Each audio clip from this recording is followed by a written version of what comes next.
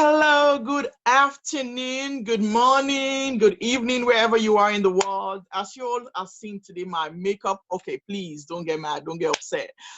We're trying to celebrate our independence. So because you guys can see my clothes, I decided to put it on my face, okay, my eyebrows and everything else. But I want to welcome you today. It's going to be an educative segment. We're going to learn a little bit about Sierra Leone. We're gonna get everything down to the nitty gritties, things that we haven't taught, we're not taught before in school. We're going to get to know today. And for those of us that have never been to Africa, or kids that were born here that has no history, or they don't know the history of Sierra Leone, today I think you might get a little bit of answers to your questions. Okay, joining me today is a great, wonderful man. He's gone through it. He probably knows way more than we all, because he has been through and the independence and everything else. I'm sure he was born before the independence or after the independence. Which one? Mr. Melbourne, were you born before the independence or after the independence? Yes, I was born actually just before independence. So at the time of independence, I was 2 years old. Oh, wow. Okay. So people, you see, you're going to learn something today, because he's seen, even though he was 2, I'm sure he saw a few things. I'm going to ask few questions, and I'm going to hope to get a lot of answers and also learn from it too. You, my viewers, you're not the only one that is going to learn from it. And if you guys have any questions, you can submit it down on the page, and we can try as much as possible to answer your questions, okay? So happy independence again to all of my Sierra Leoneans all over the world. And welcome, Mr. Melbourne. Thank you very much. Thank you very much, Fumu. I'm delighted to be here. Yeah, I'm really happy too for you to be here, because I know I had to send you a message and stuff like that for me to be able to get in contact with you. But I really appreciate you. I am taking the time out of your day to spend with me and our viewers out here. Things that I never know. Okay, do we have any written history of Sierra Leone from the colonists, like before the colonists? Before the colonists started? There's quite a lot of historical facts. There's books that have been written by British historians, by Sierra Leonean historians, about the history of Sierra Leone. The most famous one, I think, is from Christopher Fife. It's called I think, History of Sierra Leone. There's another historical book by another Englishman called Peter Copp. These were probably some of the most in-depth discussions or written history about Sierra Leone. We also have local Sierra Leoneans who have written. So you have Professor Magbele File, who's written a book about Sierra Leone. In fact, it's funny that I actually have a book of his called The Nationalist History of Sierra Leone. I'll just put it there. National History of Sierra Leone is a book written by Professor Magbele File, and it was published just before our 50th independence in 2011. And it's the goal of the book is really to talk about Sierra Leone history from a Sierra Leonean perspective rather than from a colonial person's perspective. So those are some of the books. Let me think who else. There's Professor Joe Ali as well has written books about Sierra Leone history. So we have Sierra Leoneans who've written about the history of Sierra Leone, and also others. So there is a lot of information out there. Okay, so the book that you just showed, is that something people can purchase? I'm not too sure. I think so. It was actually published in Sierra Leone. Mm-hmm. And I actually got this from Professor File actually in 2011. He had come over to America, and he came with his books, and we met at some event, and I bought a copy from him. You can actually see there's the logo for the Independence Day logo is actually on the book itself. And it also has a preface by then President Ernest Bai Koroma, had a forward in it. So I'm not too sure. You might have to go online to see whether it's available. But I can't tell. I've had the book for 10 years, so Oh, 9 wow. years actually, 9 years. So. Wow, that's a long time to have Yes. a book. I don't think I have any book that is 9 years of age old. Wow. Okay. So, okay. And another thing I want to add, are our children in Sierra Leone taught about our history? Do they do it in school? Well, I haven't been. I mean, the educational system in Sierra Leone now. I can't tell, but I would want to believe that they are taught some amount of Sierra Leone history as well as West African history. What I can tell you is when I went to school in Sierra Leone, primary and secondary school especially, we did do history of Sierra Leone, and we learned a lot about the history of Sierra Leone, but again, it wasn't very in depth. It was general history of Sierra Leone. Over the years, I'm an engineer by profession, so history is not really my calling. But over the last, I don't know, 10 to 20 years, I've got interested more in the history of Sierra Leone, and I tend to talk a lot about it now. So yeah, so the history I became more fascinated with it, and it's actually very interesting. Yeah, I would think so too. And I think it will help a lot of us over here. Something that will bring us close to our culture, our countries, when we know the history. Because if we don't know, I don't even know it. And I lived there for a little bit, and I went to school there. But as you said, it's not really taught in depth. It's just they brush through it. So you really don't have no idea, because there's other things that I found out. If I was now I'm getting interested in it, because there are things that I found out that my producer sent me I didn't even know about.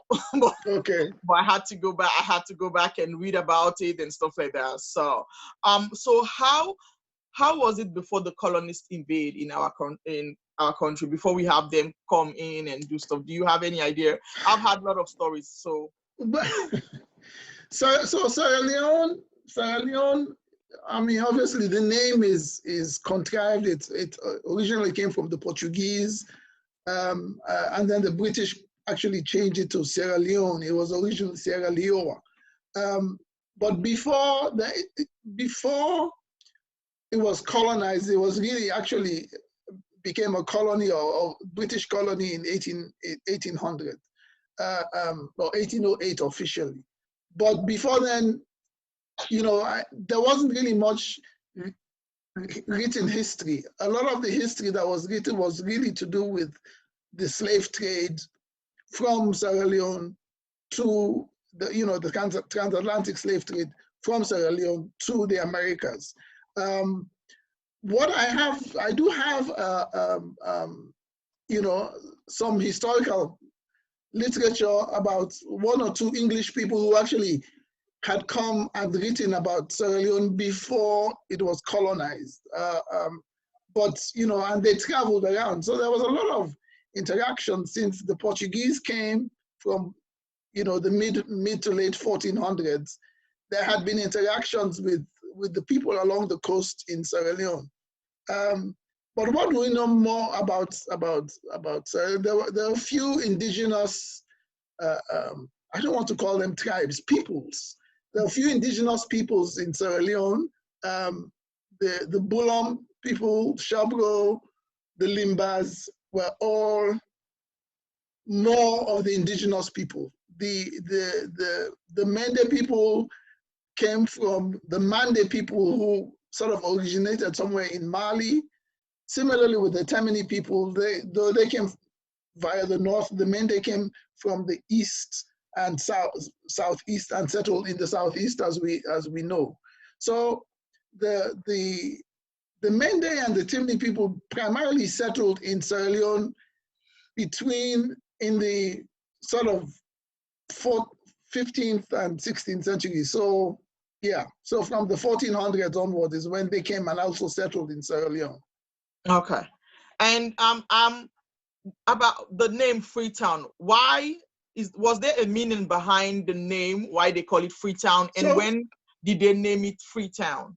okay, so Freetown, the name Freetown really derived from the fact that the British decided that they wanted to, the British decided that, you know, after the American War of Independence, when quite a few of the enslaved Africans were fought with the British lost, and they were taken, some were taken to England, some were taken to Nova Scotia.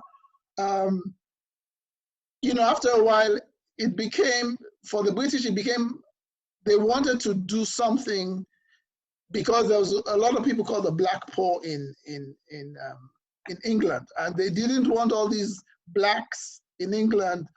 You know, they were very poor. They were living on the streets. They were destitute. So they decided they were going to try and take them back to Africa. And so they initially brought these black poor people to the Sierra Leone region in 1787. That experiment, I'll call it an experiment because it didn't last very long. There was about 460 of them who came. Quite a number of them died from diseases. Some were actually recaptured as slaves. And then there was dispute with some of the locals in that area, and the locals actually destroyed the settlement, which was called Granville Town at the time. About 5 years later, in 1792, you then got the Nova Scotians, we call them the Nova Scotian settlers. These were, again, enslaved Africans who had fought with the British, who were living in Nova Scotia, but life there was really bad, and they were brought to Sierra Leone, and there was a larger group. It was almost 1,200 of them.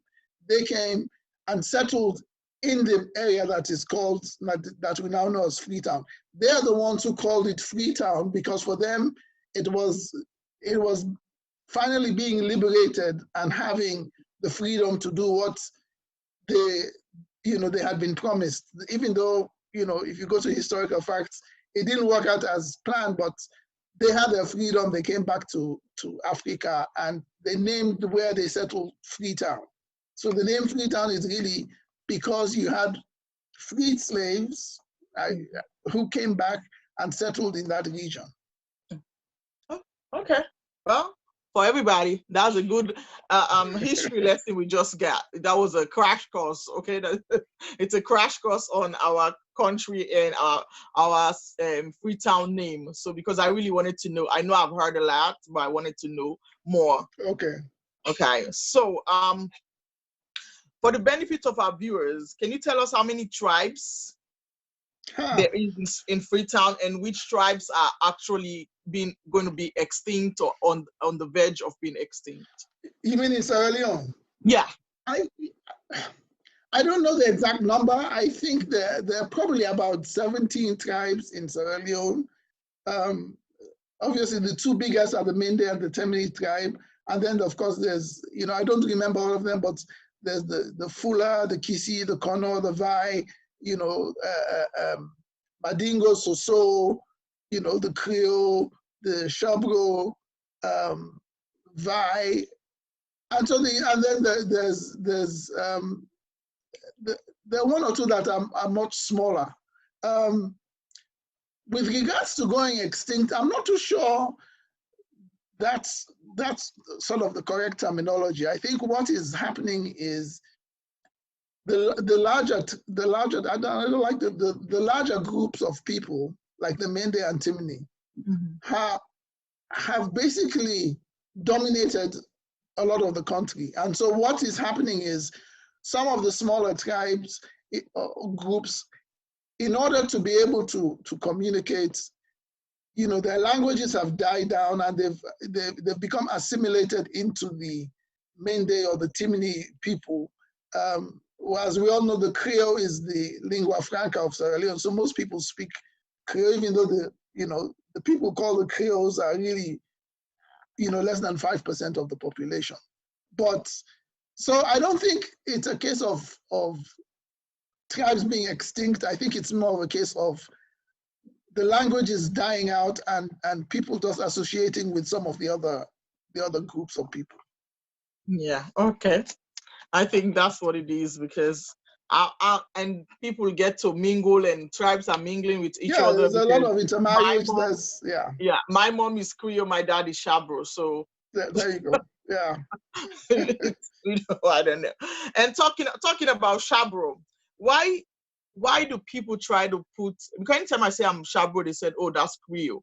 Why do you think people try to associate Shabro as Creole as well, and So also the Probe?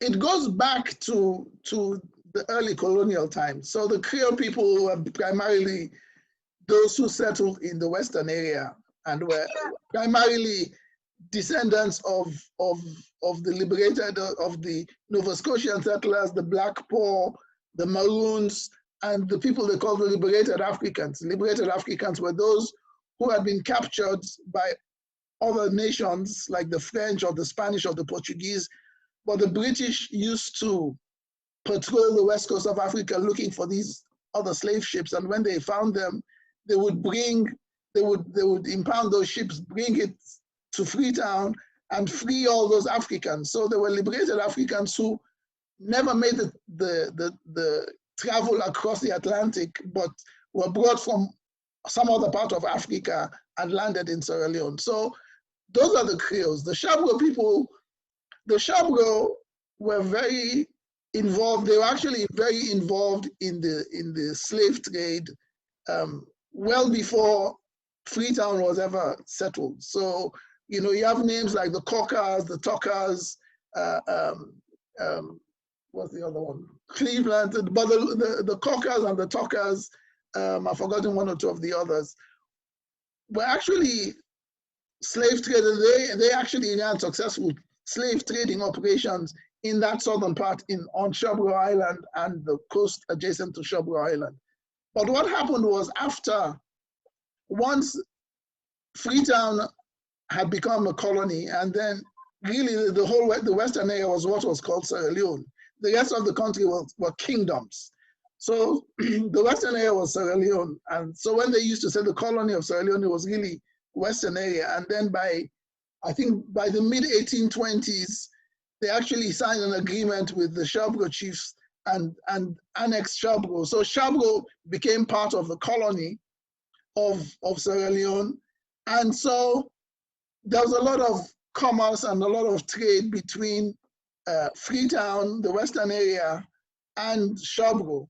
And a lot of Creoles actually went to Shabro to work, and because that was the area that was really then considered as Sierra Leone. So that's why when people talk about Shabro, they say you're Creole, because there's a lot of Creole people who actually ended up going to Shabro Island, living there, working there, marrying there, assimilating with the Shabro people. And so you get a lot of Shabro who have names that are similar to Creole names. Okay. Sorry. Hi. My camera is kind of off. Oh, it's frozen. Hold on. Maybe it's okay. I'm just stuck. 1 second. Let me see what happened.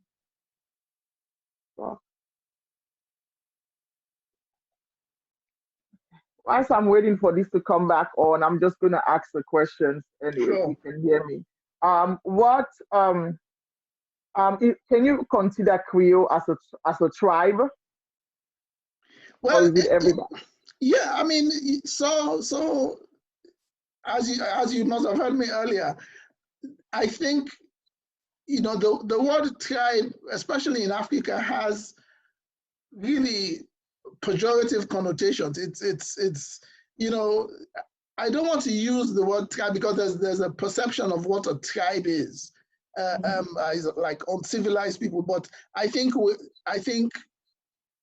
I prefer to call them people. So it's the Timini people, the Mende people, and yes, the Creoles are a distinct people because though they came from very disparate, groups, they ended up intermingling and becoming one holistic body of people. And they are also, to me, they are now. I also consider I'm a Creole, but I also consider the Creoles now an indigenous part of the Sierra Leone, the Sierra Leone tapestry of people, because being there 200 years, I mean, how long should the people be in one place for them to be considered indigenous to that area? We've lived there, we've worked there, we've contributed, intermarried, and so I think we're all just one people. You might be separate within the country itself, or you might have your separate culture or distinct culture, but we're all Sierra Leoneans, and so yes, I think the Creole people are just similar people as the Mende people, the Limba, the Loko, Yalunka. Okay, well, I can Amja, I can seem to know what is wrong with my video, because I'm just like, it just stuck. You're frozen. Yeah, it's like my whole thing is frozen, so I don't know what is going on. I tried to see if I can fix it or not, but I can't fix it. Ooh. Okay, so I don't know why it's frozen, so I'm just gonna go on. Yeah, I'm just gonna go on. So people don't mind me. At least it's a good pose. Okay. And one other thing that I also asked, I know Frobe people and Creole people. Why are they so similar in a lot of ways? Apart from being that the Frobes are mostly Muslims. Right. So this is one of the things that I think people have gotten a bit confused about. For a long time, and even among us Creoles, they considered Creoles as only those who were the Christian of the Christian faith, and the same descendant of people who were more the Muslims were called the Frobe or the Aku. They are really the same people, whether they're Akus or Christians, we're all the same Creole people. So there isn't a lot of difference. I know that the distinction had been made because most of the people in Frobe, and it's not just Frobe. I mean, there's Frobe, there's Fullertown, there's Aberdeen, where they have a lot of Creole people of Muslim faith, and they're referred to as the Akus. And I think more and more now we're all recognizing ourselves as just the Creole people. Okay. So, yeah. Well, so a viewer asks, why is Bont? How comes the name Bont Shabro? I don't understand what they mean by that. Well, I mean, the Shabro Island is the same as Bont Island. Exactly. And we have the Bont district, of which Shabro Island is part of the district. So I don't know why the different names. Maybe the indigenous. I felt the indigenous people are the Shabro people, but I can't answer that question adequately. So I have to pass on that. Okay, no problems, no problem. Okay. How I know you've said a few things about us being freed, but I want to know, how did we become free, and why do we still celebrate it? But seriously, that was my question actually. Seriously, are we really free? Free in what? Are you talking about independence or? Yeah, being like the government that are independent, because for me, I don't think they are. I don't know, maybe that's just me. Okay, so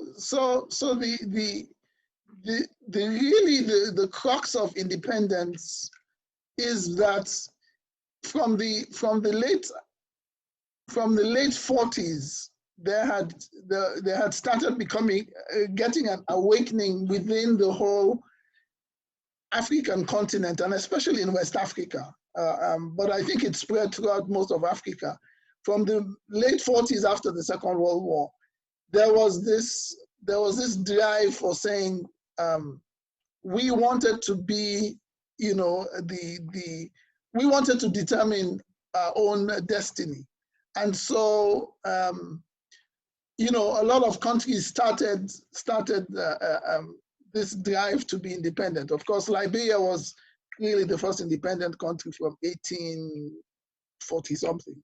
The date might be slightly off, but and Ethiopia was also independent. But most of the other countries in Africa were really, when Europe had the mad scramble for Africa, they partitioned Africa, and all these countries all became colonies of the different European colonialists.